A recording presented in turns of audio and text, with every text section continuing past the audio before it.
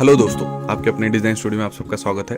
और आज हम देखने वाले हैं नोड और बीम का यूज़ कैसे करते हैं टू ड्रॉ स्ट्रक्चर इन स्ट्रैट प्रो। तो हमने न्यू प्रोजेक्ट सिलेक्ट कर लिया है, जैसे हमने पिछले लेक्चर में बताया था। स्पेस हमें यूज़ करना है। टॉपिक का नाम दे दीजिए, जैसे हमारा दूसरा टॉपिक है तो टॉपिक 2 हमने उसे नाम दे दिया है। जैसे हमने फोल्डर क्रिएट करके रखे थे लेक्चर 2 में, इसे हम ये करते हैं। नेक्स्ट ऐड बीम हम सिलेक्ट करना है, फिनिश। इस प्रकार से हमारा विंडो ओपन हो जाता है। तो हमें एक चेंज ऐसा करना है, जैसे हमने लास्ट टाइम बोला था कि हम जब भी ऑटोकैड से स्ट्रैट प्रो में आते हैं तो जो ग्रिड्स है वो चेंज हो जाते हैं। तो हमें थोड़ा सा एक चेंज करना है, जैसे लीनियर में जो क्रिएट करके हम एडजस्टमेंट करें। जैसे टॉपिक का नाम देना है और जो एक्सिस है हमें एक्स जेड लेना है, क्योंकि ऑटोकैड से जब यहाँ पे ड्राइंग आता है तो चेंज हो जाता है। यहाँ पे नॉर्मल ग्रिड्स है जो एक्चुअली स्ट्रैट प्रो के विंडो में शो होने वाले हैं, तो हमारे हिसाब से हम चेंजेस कर सकते हैं उसमें। तो मैंने ग्रिड सिलेक्ट कर लिया है। जैसे अब ये 3D व्यू दिखा रहा है।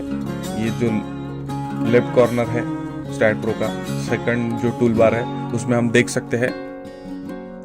देख सकते हैं कि वेरियस व्यूज ऑप्शन दिए हैं। जैसे ये है front view, back view, side views, top view और 3D व्यू। तो हम जनरली टॉप व्यू में वर्क करते हैं। तो फर्स्ट पार्ट है इस लेक्चर का, जिसमें हम देखने वाले हैं कि स्नैप नोड और बीम कैसे यूज करते हैं। तो जैसे हमारा फाइल ओपन हो चुका है, तो राइट साइड में सबसे बॉटम में हमें दिख रहा है ऑप्शन स्नैप नोड का, तो उसे सिलेक्ट कीजिए। कहीं भी आप ग्रिड पे एक नोड कर सकते हैं।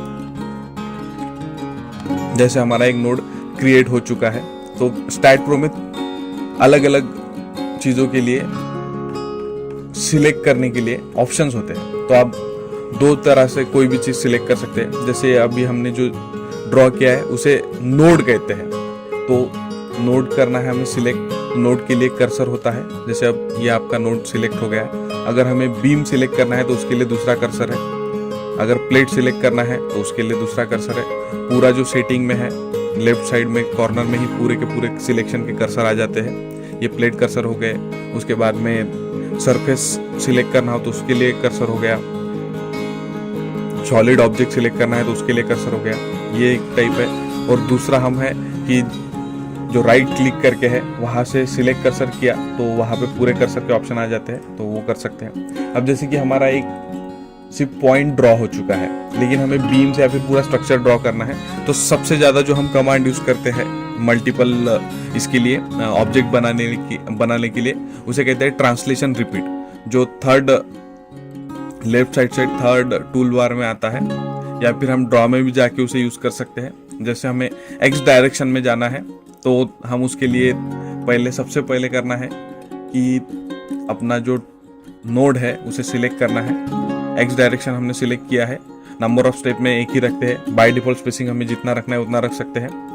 तो यहाँ पे हमें कुछ ऑप्शन दिख रहे हैं। लिंक स्टेप इसलिए सिलेक्ट करना है क्योंकि हमें सिर्फ नोड ही नहीं, वहाँ पे एक बीम भी क्रिएट करना है, इसलिए हमने लिंक स्टेप सिलेक्ट किया है। ओके, तो अभी इस हिसाब से हमारा बीम सिलेक्ट हो गया है। लेकिन हमारा जो कर्सर है, जैसे हमें अभी सिलेक्ट करना है तो सिर्फ नोड सिलेक्ट कर रहा है, पूरा बीम सिलेक्ट नहीं कर रहा है, क्योंकि हमने जो सिलेक्शन का लिए जो कॉपी किया हुआ है या फिर क्लिक किया हुआ है वो है नोड कर्सर। हमें अब बीम सिलेक्ट करना है, तो इसलिए हमें बीम कर्सर सिलेक्ट करना है। अब देखिए हमारा बीम सिलेक्ट हो गया। फिर से हम ट्रांसलेशन रिपीट में जाते हैं।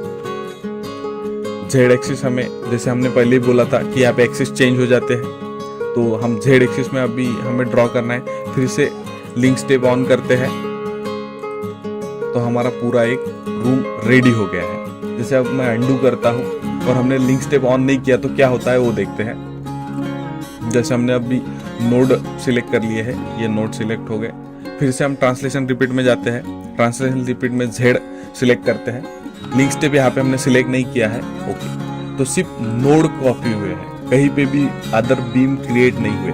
तो ये ध्यान में रखिए कि आपको नोड आगे ले जाने हैं या फिर आपको बीम पूरा क्रिएट करना है। ड्रॉ करते समय इस चीज़ का पूरा ध्यान रखिए।